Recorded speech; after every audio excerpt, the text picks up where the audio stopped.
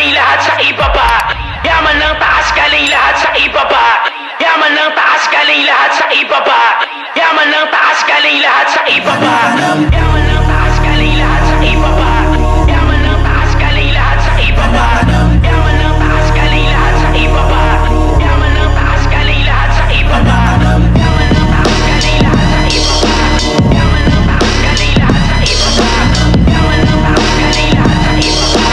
Yaman ng taas galing lahat sa ibaba. Anak ka ng poo, talagang nuknukan ka ng sakim. Ang pagnakawan ng kapwa mo, paano mo naaatim? Di mo ba napapansin na kayo lang din ang nagtuturuan kung sinong tunay na salarin? Dispalinghado ang katwiran ng mga gago. Daang bilyon na pondo, tinangay lang at naglaho. Nakakabago din ang sumigaw ng pagbabago. Kaya wag nang questionin ang pag-aklas ng mga Nakabarong tao. na kawatan, salbahing nilalang, kaban ng ating bayan pinagsamantalahan. Sadyang walang puso at kaluluwa, sila nagpapahirap dito sa ating bansa. Libo-libong kababayan, gutom at kahirapan, buti nakakatulog pa kayo sa kalagayan. Sakit na kagustuhan, sakit na katauhan, hindi pa rin pala nakakamit ang kalayaan. Baliktarin na ang watawat, hindi natutupad ang dapat. Salita ko ay apoy, tutupok sa karapat. Dapat saluhin ang galit mula sa pagod na Pilipino.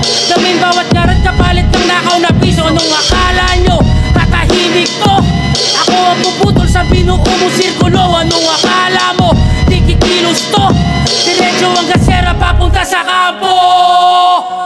Sa ngalan ng Ama, pagbayarin nyo sila.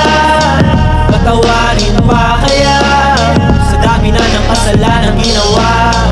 Wala ka bang naramdaman na ang kaban nabubuksan? Dahan-dahang nakaltasan hanggang sa maubos na ang para sa Sadyang nakakapangilabot ang inabot ng bansa.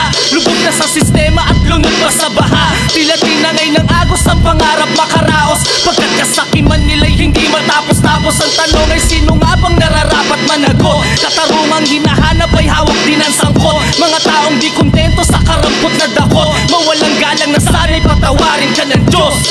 Halika dito, kumupit ka, parang dating nung bata pa, di naman nagkakalayo. Ang 10 piso sa 1 milyon, parang suki lang to.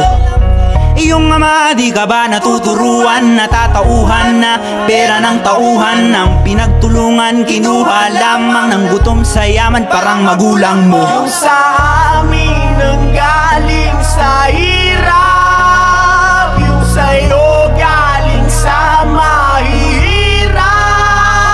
Yung sa amin ang galing sa hirap, yung sa'yo galing sa mahirap.